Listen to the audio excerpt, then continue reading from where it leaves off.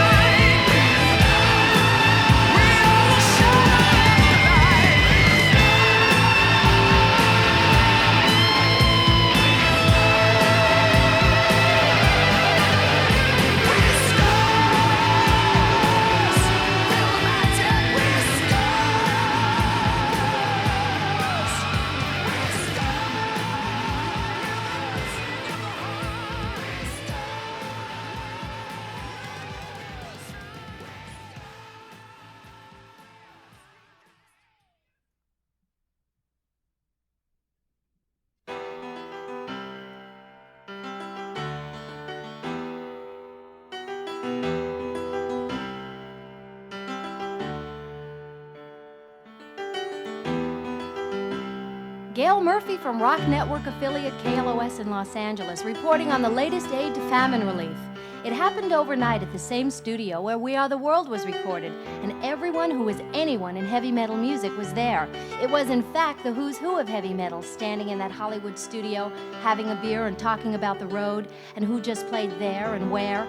They represented Judas Priest, Quiet Riot, Journey, Dio, Rough Cut, Ted Nugent, Motley Crue, King Cobra, Dokken, Spinal Tap, and they were all there to either lay down a guitar solo or a vocal track for stars. The heavy metal band aid called Hear and Aid, with all proceeds from the video documentary and the record going to famine relief. They were Journey's guitarist Neil Schon. How do you feel about doing this?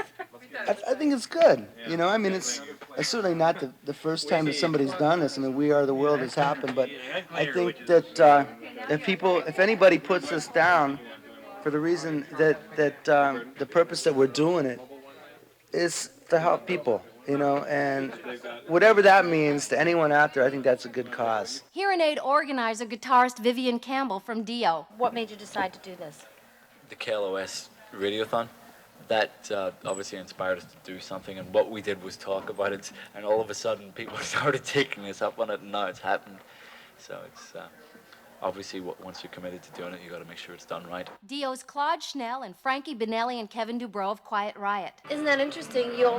All this will go to people who probably never have and probably never will listen to your music. Yeah, that's a real kind of ironic point, but at the same time, it's sometimes the best sacrifices are the ones that are made anonymously. Because a lot of people are saying, oh no, here comes another one of those, benefits for Ethiopia.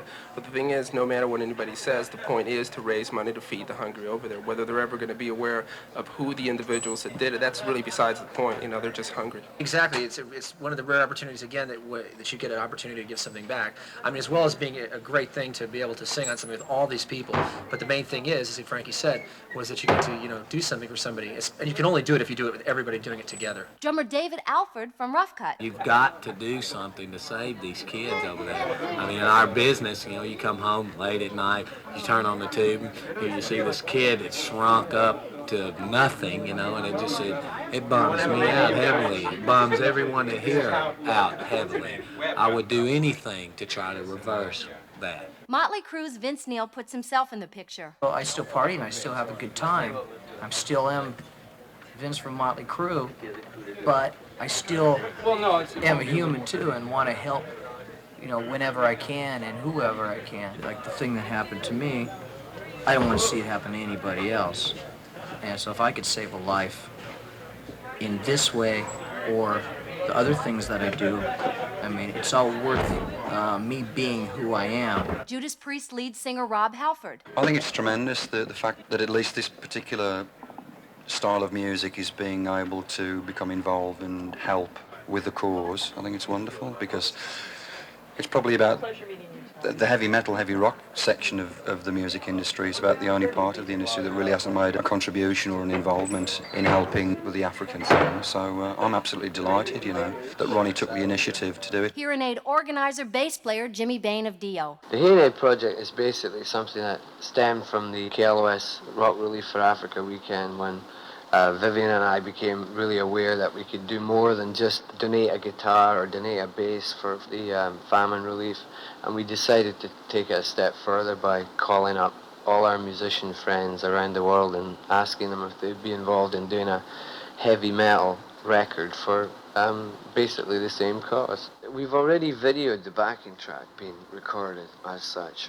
We're planning on videoing in America all the sessions. We're videoing everything that we do as far as this project goes. Gail Murphy, the 4.5 Minute News, Los Angeles. Do you think that people will think that heavy metal will get wimpy as a result of doing something like this? I don't think so, no. The bottom line with me is I don't give a damn what people think about this as long as we raise a lot of money and save a lot of lives.